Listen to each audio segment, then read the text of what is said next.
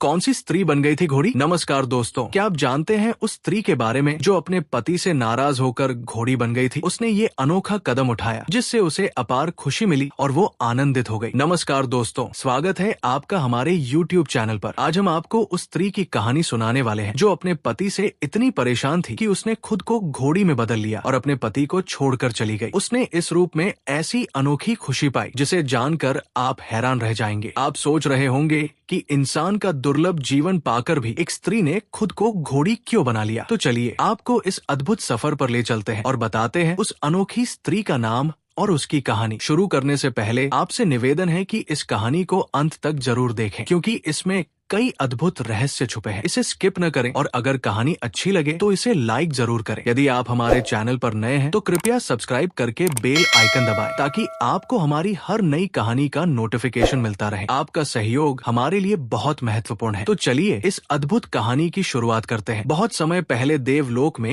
एक महान शिल्पकार रहते थे जिनका नाम विश्वकर्मा था। वे देवताओं के सबसे बड़े वास्तुकार और कलाकार माने जाते थे। विश्वकर्मा की एक बेटी थी जिसका नाम संज्ञा था। वो असाधारण रूप से सुंदर और गुणवान थी। उसकी सुंदरता किसी को भी मोह लेने वाली थी। संज्ञा की एक अनोखी आदत थी, उसे तेज धूप में खेलना बहुत पसंद था। ऐसा लगता था मानो सूर्य की जलती किरणों का उस पर कोई प्रभाव ही न पड़ता हो। जैसे जैसे वो बड़ी हुई उसकी सुंदरता और अधिक निखरने लगी। एक दिन विश्वकर्मा और उनकी पत्नी ने देखा कि उनकी बेटी गहरी लगन से सूर्य को निहार रही है। विश्वकर्मा ने कहा, प्रिय पत्नी, लगता है हमारी बेटी सूर्य देव के प्रति आकर्षित है। देखो वो कितनी ध्यान से उन्हें देख रही है। उनकी पत्नी ने सहमति जताई। जी हाँ, हमारी बेटी पर सूर्य देव की किरणों का गहरा प्रभाव है। समय के साथ संज्ञा का सूर्य के प्रति आकर्षण और बढ़ता गया। एक दिन विश्वकर्मा ने अपनी बेटी से सीधे पूछा, प्यारी बेटी, अब तुम बच्ची नहीं रही, अब समय आ गया है कि हम तुम्हारे विवाह के बारे में सोचें। बताओ तुम्हें कौन सा देवता सबसे प्रिय है, किसे तुम अपना पति बनाना चाहोगी? संज्ञा ने शर्माते हुए उत्तर दिया, पिताजी, सूर्य देव जैसा तेजस्वी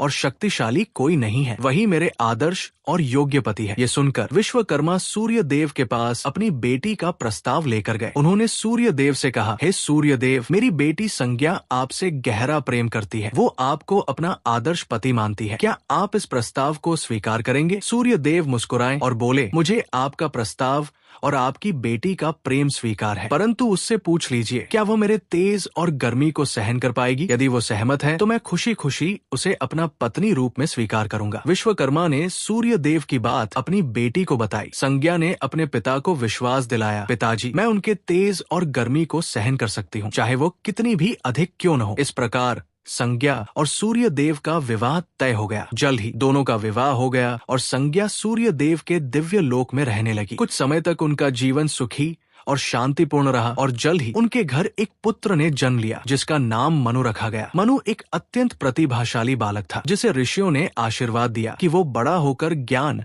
और बुद्धिमत्ता में अद्वितीय होगा। लेकिन समय के साथ सूर्य देव का तेज संज्ञा के लिए असहनीय हो गया। एक गर्मी के मौसम में सूर्य की किरणें इतनी प्रचंड हो गई कि संज्ञा का शरीर झुलसने लगा। वो अब इस तीव्र गर्मी को सहन नहीं कर पा रही थी। जब सूर्य देव ने उसे बुलाया तो वो आंखों पर हाथ रखकर उनके पास पहुंची। सूर्य देव ने ये देखकर पूछा, तुम अपनी आंखों को क्यों छिपा रही हो? मेरी ओर देखो, मैं तुम्हारा पति हूँ। संज्ञा ने हिचकते हुए उत्तर दिया, प्रभु, आपका तेज मेरे लिए असहनीय हो गया है, मैं आपकी ओर आंखें खोलकर नहीं देख सकती। ये सुनकर सूर्य देव क्रोधित हो गए और बोले, हमारे विवाह से पहले मैंने पूछा था कि क्या तुम मेरे तेज को सहन कर पाओगी और तुमने सहमति दी थी। अब यदि तुम मुझे अस्वीकार करोगी तो तुम्हारा अगला पुत्र यमराज मृत्यु के देवता के रूप में जन्म लेगा। इस परिस्थिति से व्यथित होकर संज्ञा ने अपने बच्चों को छोड़ने का विचार नहीं किया, लेकिन उसने एक योजना बनाई। उसने अपनी परछाई का एक रूप बनाया जिसका नाम छाया रखा। संज्ञा ने छाया से कहा, क्या तुम मेरा स्थान ले सकती हो और मेरे पति और बच्चों की देखभाल कर सकती हो? छाया ने सहमति जताई, लेकिन एक शर्त रखी, यदि सूर्य देव कभी मुझ पर क्रोधित हुए